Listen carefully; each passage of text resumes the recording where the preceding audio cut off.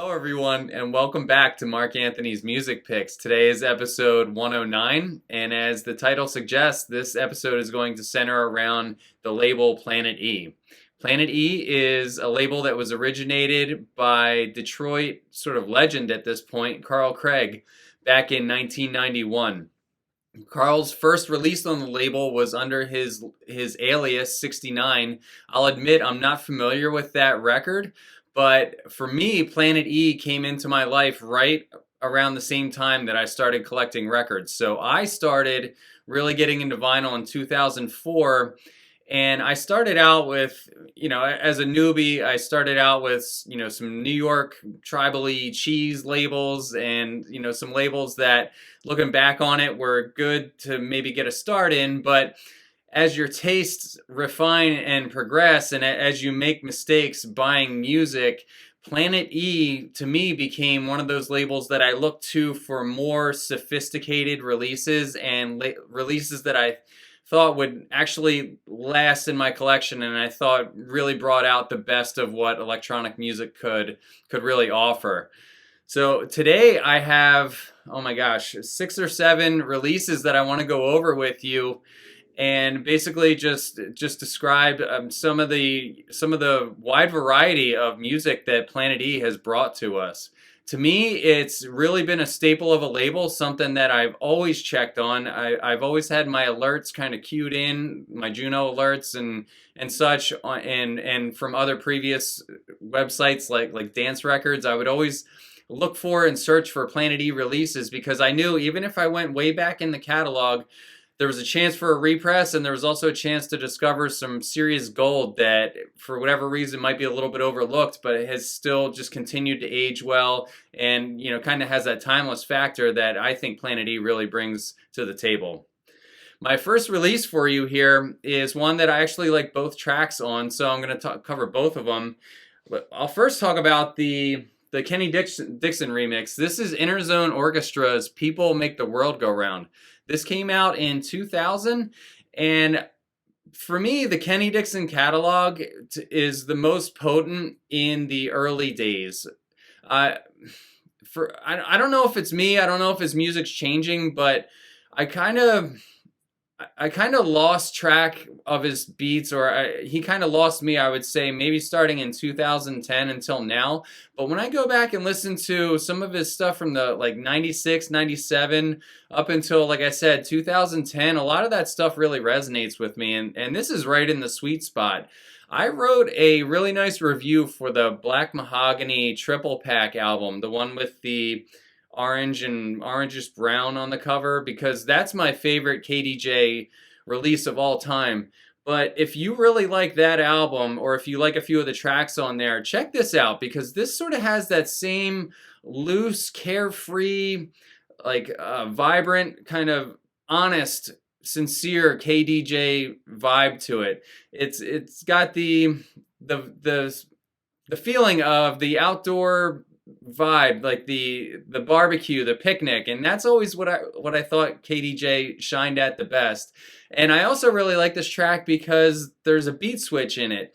I used to listen to Timbaland a lot back in the late 90s when I was in high school, and when Timbaland and Magoo did their first album, in a bunch of those tracks, Timbaland would drop a beat switch, or if he did a track for Missy Elliott or Genuine, sometimes he would have the beat just completely change up in the middle of the track just to throw kind of a curveball.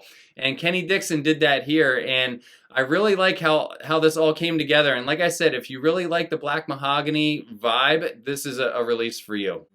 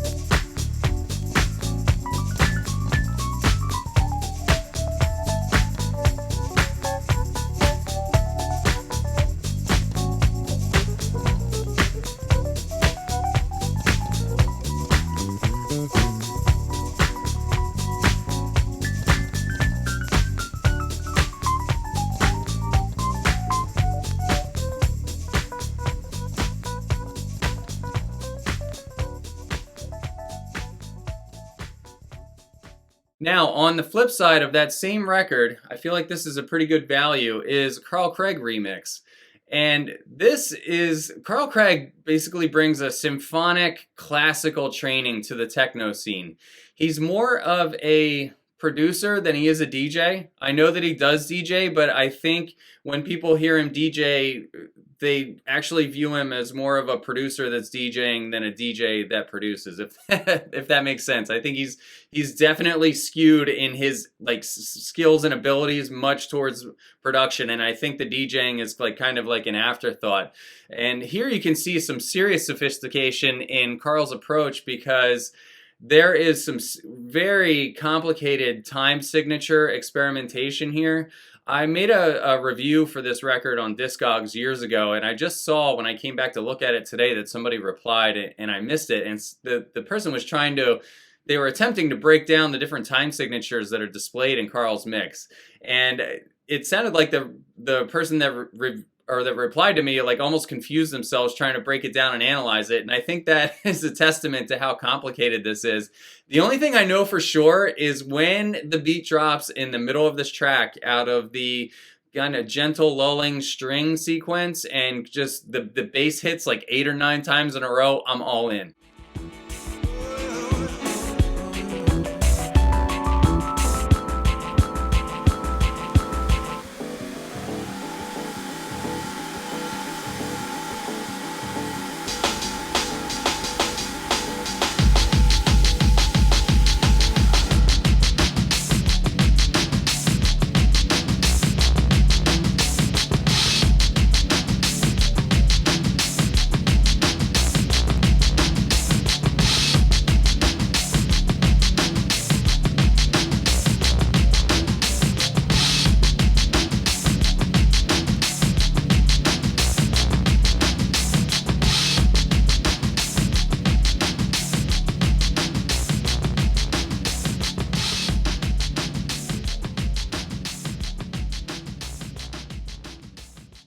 And moving up to 2001, like I said, Carl is sophisticated, he's subtle, and in some cases he can be a touch of a minimalist, right?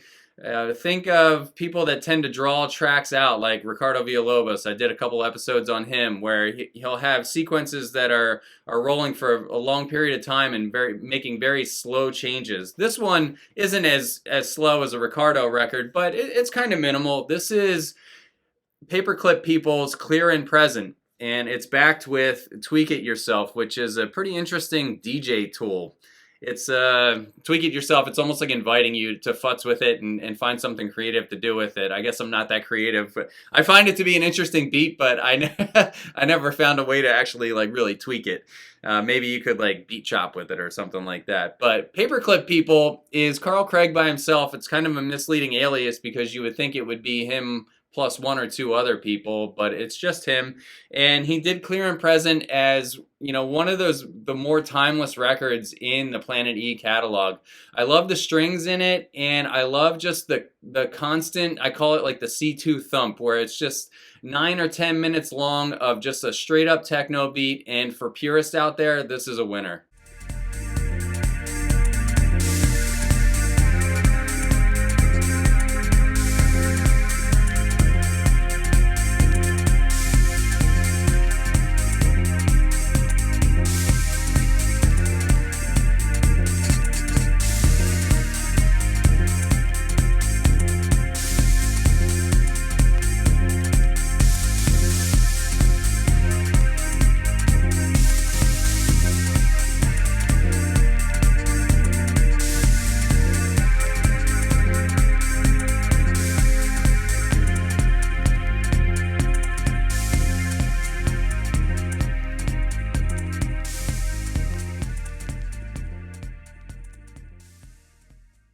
Moving up to 2002, this whole episode is going to be in chronological order so that we're going from oldest to newest.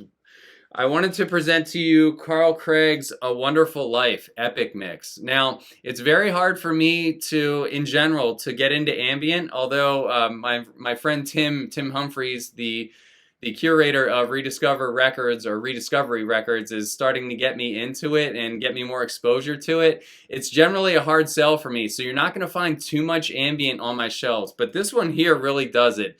This is something that when I listen to this mix, this is something that really gets to me emotionally. And what I think really sets it apart from other ambient records or maybe like droney releases in my catalog is how warm and deep the bass hits. There's just something really authentic about that. And this track, when I listen to it, is just nothing but uplifting.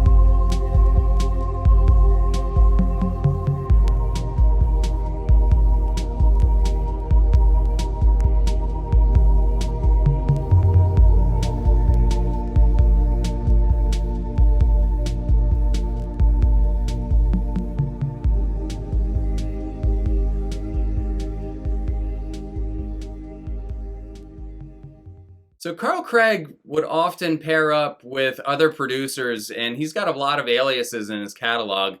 For this one here, he's in the Urban Tribe alias, or I guess the group, and it's him, it's Kenny Dixon Jr., which is a cool combination. It's Anthony Shakir, and there's another guy, Sherrod Ingram, I think is the fourth member, and they were Urban Tribe, which were almost like... I had the Urban Tribe that was on Mahogany with the sort of collage on the cover of the very like bright colorful one, and I liked that, but the tracks were like 2.5 minutes, and it was almost like hip hop and house and trip hop and just like different type or different flavors of house, like pushing the boundaries of house into different tempos and different non-standard places is basically what Urban Tribe is to me. And I think out of their whole catalog, out of all of them that I've heard so far, I'm not like an Urban Tribe master by any means, but the track Covert Action really stands out to me. I was at a party probably 5-6 years ago with somebody that doesn't know a lot about electronic music, and we were standing on the dance floor together, and the name of the party had deep in it. It was like deep something something. And my friend said, what does deep mean? And it was kind of one of those questions that caught me off guard, because I was like, I actually don't know what deep means. Deep is kind of like a term that people use to describe music, but I'm like, really, what does that mean? And I was like, well, it can't be deep without bass, and it also can't be deep if the beats are too simple and lacking sophistication. So I think if I were gonna paint a sonic picture of what real deep house, like real true dyed-in-the-wool deep house would be, Covert Action would have this. There's a little bit of a breakbeat jazz sort of authenticity to it, right? Where it could have actually come out maybe in 1990, but it came out in 2002. And even if you drop this into a 2022 set, which is now 20 years old for this record, it would still sound great. There's just something really warm and analog about that bass, and it sounds great on my speakers.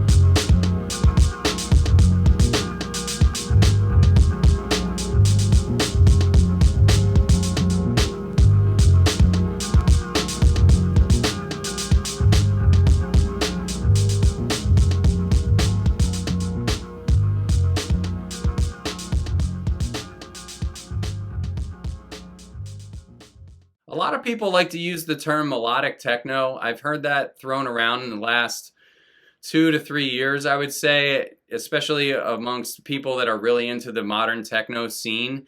And or melodic techno rather has been around for a long time. And somebody that comes to mind, if you would have mentioned melodic techno 10, 15 years ago, would have been Vince Watson. Vince is a staple of the techno scene, releasing on labels like Scene, Mule Electronic, and here he's on Planet E. And for me, Vince usually isn't a fit. Like, he's right on the border of something that I would play in one of my sets, but it's almost like a little bit too energetic for me. I think he's usually above 126. Like, he can be 126, 128, and I tend to like beats with like a little bit slower and a little bit more groove to them. But I'm not slighting his music at all. From a composition perspective, he's very good, and I really do think he's a musical genius. He's just like slightly outside of my wheelhouse in most cases. But this is one where he actually is in my wheelhouse, and the track is called Rendezvous. I absolutely adore the violin strings in this. They just carry, and they're so gentle and breezy. It just feels like you're in a perfect environment with perfect weather, just being swept away. And the fact that this last 10 minutes is just all the icing on the cake. A few years ago, oh my gosh, actually it might have been 5-6 years ago, there was another version of Rendezvous that came out called Another Rendezvous. And that one's just as great. I actually featured that in one of my DJ mixes that I recorded during the lockdown.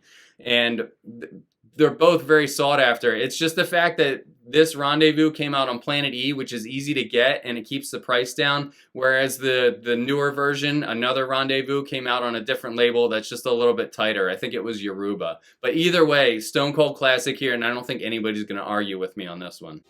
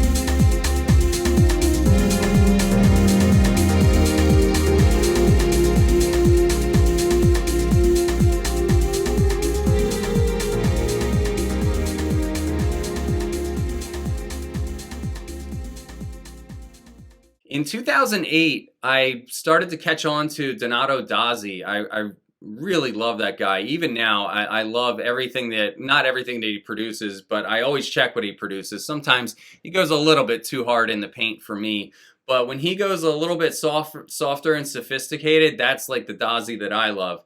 So Dazzi was over in Japan playing at this festival called Labyrinth that was set in like a valley in Japan, and it was sort of this ground roots, not too many people knew about it festival that I think it was still carried on for maybe the next 10 years.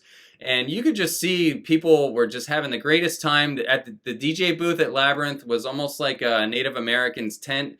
And it just had this vibe of being completely in touch with nature. And there were some videos that were coming out of those Labyrinth parties where people were standing like right in front of the booth or in the booth with Dazzi.